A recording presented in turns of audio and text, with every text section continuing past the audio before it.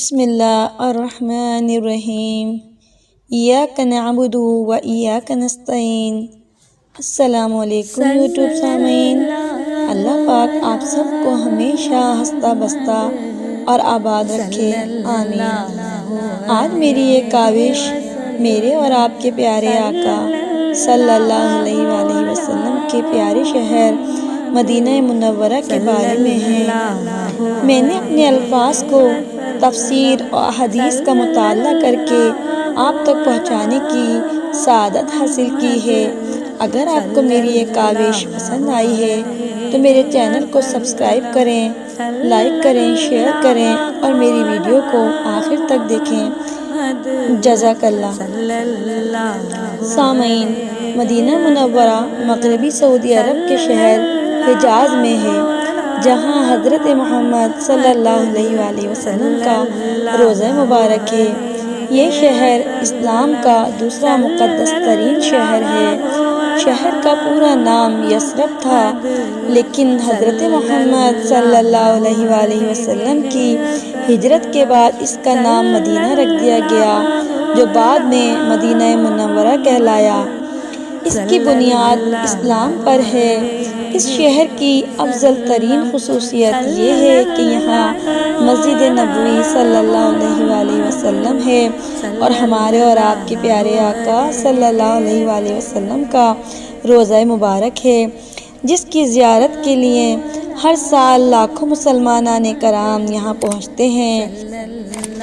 مدینہ منورہ کی سب سے بڑی خصوصیت یہ ہے کہ یہاں مسجد نبوی صلی اللہ علیہ وسلم کی چاروں طرف فرشتے ہیں۔ پیارے آقا محمد مصطفیٰ صلی اللہ علیہ وآلہ وسلم نے فرمایا، ہر شہر میں دجال آئے گا سوائے مکہ اور مدینہ کے، کہ اس کے ہر دروازے پر فرشتے صف باندھے حفاظت کر رہے ہوں گے۔ سبحان اللہ۔ 622 ہجری میں حضرت محمد صلی اللہ علیہ وآلہ وسلم اور ان کے تمام صحابہ کرام نے مکے کے کفار کے مظالم سے تنگ آ کر مدینہ ہجرت کی۔ محمد صلی اللہ علیہ وآلہ وسلم کی آمد پر اس کا نام مدینۃ النبی رکھا گیا اور یہ شہر اولین اسلامی ریاست کا دارالخلافہ کہلایا۔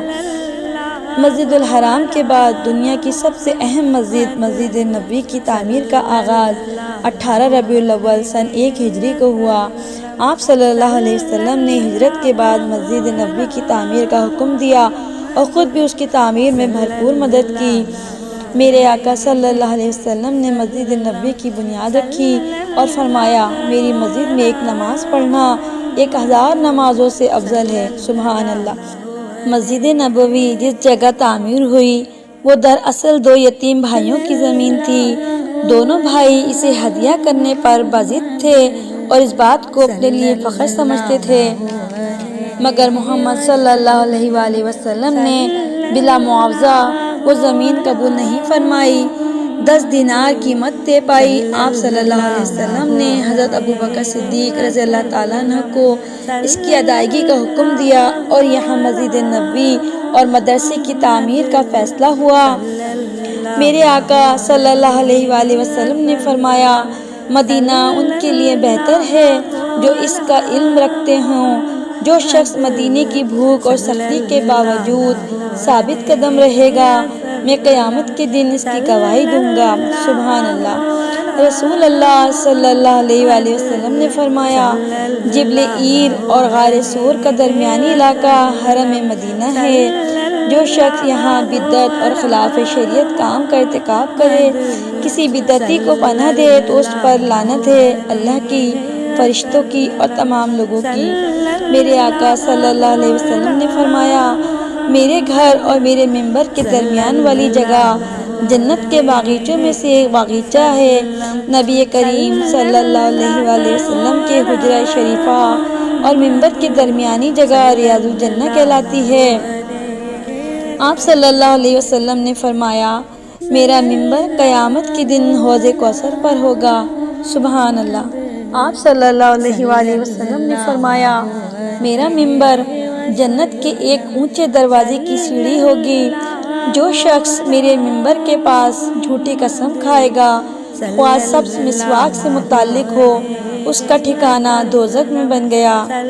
مدینہ منورہ کی مٹی خاک شفا ہے۔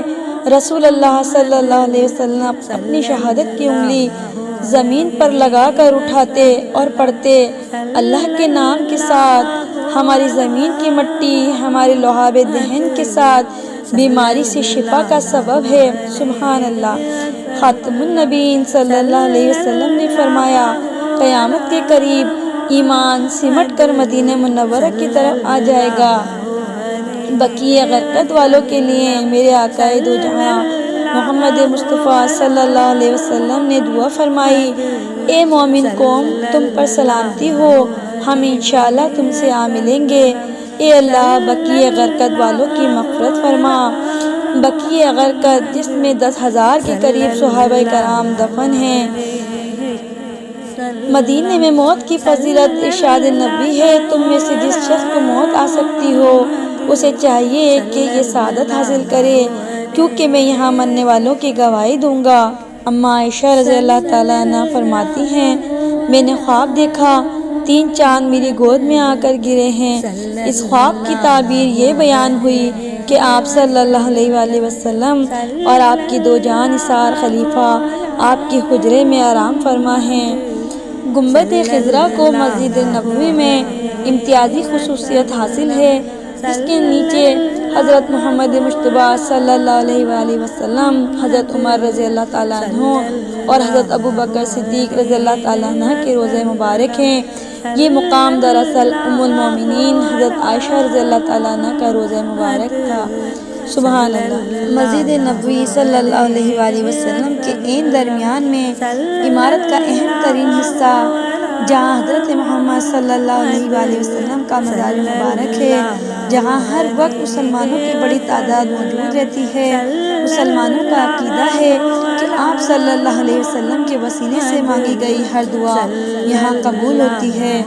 اس مقام پر منبر رسول بھی ہے جو کہ سنگ مرمر سے بنا حالیہ منبر عثمانی سلاطین کا تیار کردہ ہے۔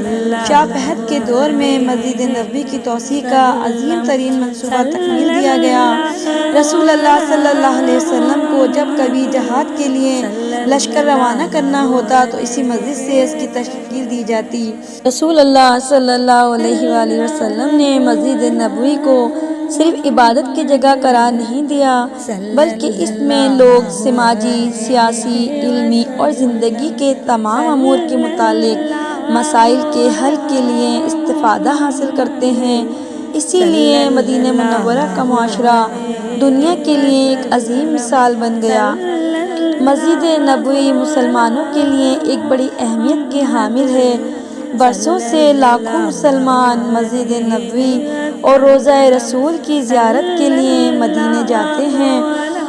اسلام میں مسجد حرم کے بعد سب سے زیادہ مقبولیت مسجد نبوی صلی اللہ علیہ وآلہ وسلم کو حاصل ہے۔ قرآن کریم کی سورۃ توبہ میں مسجد نبوی صلی اللہ علیہ وسلم کی طرف اشارہ ملتا ہے۔